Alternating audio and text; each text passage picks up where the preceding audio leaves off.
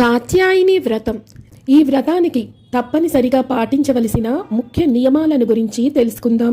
ఈ వ్రతాన్ని ఆచరించేవారు తప్పనిసరిగా శివపార్వతులు ఇద్దరి ఫోటో గాని ప్రతిమ గాని ఉంచుకొని ఆచరించాలి. అలాగే ఈ వ్రతాన్ని ఆచరిస్తున్న ఈ ధనుర్మాసం నెల రోజులు కూడా తప్పనిసరిగా నియమ నిష్టలతోటి ఉండాలి. సాత్వికమైన ఆహారాన్ని స్వీకరించాలి. ఎట్టి పరిస్థితుల్లో మాంసాహారాన్ని మద్యాన్ని ముట్టుకోకూడదు. ఉల్లిపాయి వెల్లుల్లిపాయి కూడా తినకుండా ఉంటేనే చాలా మంచిది. ఈ వ్రతాన్ని ఆచరించేవారు తప్పనిసరిగా భూశయనం చేయాలి. ఒకవేళ ఆరోగ్యరీత్యా మీరు చెయ్యలేము అనుకున్న వాళ్ళు మంచం మీద పడుకోవచ్చు. ఈ వ్రతాన్ని పెళ్ళైన స్త్రీలు కనుక నిర్వహిస్తూ ఉంటే తప్పనిసరిగా బ్రహ్మచర్యాన్ని పాటించాలి. ఈ వ్రతం చేస్తున్నన్నాళ్ళు ఎట్టి పరిస్థితుల్లో ఇతరుల పట్ల నిందించటం, అబద్ధాలు ఆడటం, ఇతరులతో గొడవలు పడటం ఎట్టి పరిస్థితుల్లో చేయవద్దు. ఇక ఈ వ్రతాన్ని ఆచరించవలసిన వాళ్ళు అతి ముఖ్యమైన నియమం చెప్తున్నాను, శ్రద్ధగా వినండి. ఈ వ్రతాన్ని ఎప్పుడైనా సరే ధనుర్మాసంలో ఆచరించే వాళ్ళు తెల్లవారుజామున అంటే బ్రాహ్మీ ముహూర్తంలోనే ఈ వ్రతాన్ని ఆచరించాలి. మీరు సూర్యోదయానికి పూర్వమే స్నానాన్ని ఆచరించి ఈ వ్రతాన్ని కూడా పూర్తి చేసుకోవాల్సి ఉంటుంది.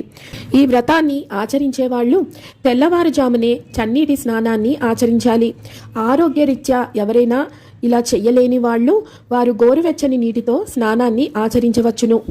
ఈ వ్రతాన్ని దీక్షగా ఆచరించాలి అనుకున్న వాళ్ళు కలశాన్ని పెట్టుకొని నెల రోజులు కూడా అఖండ దీపం కూడా పెట్టుకొని ఆచరించవచ్చు.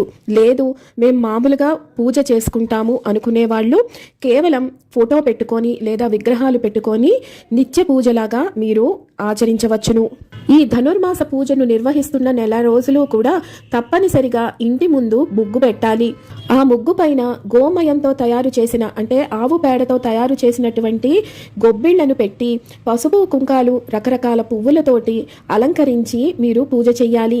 ఇలా చేస్తే కనుక మీకు తప్పనిసరిగా మీకున్న దోషాలు అన్నీ తొలగిపోతాయి. అలాగే లక్ష్మీదేవి గౌరీదేవి ఆ గోమయంలో నివసిస్తారు కాబట్టి వారి అనుగ్రహం తప్పనిసరిగా కలుగుతుంది.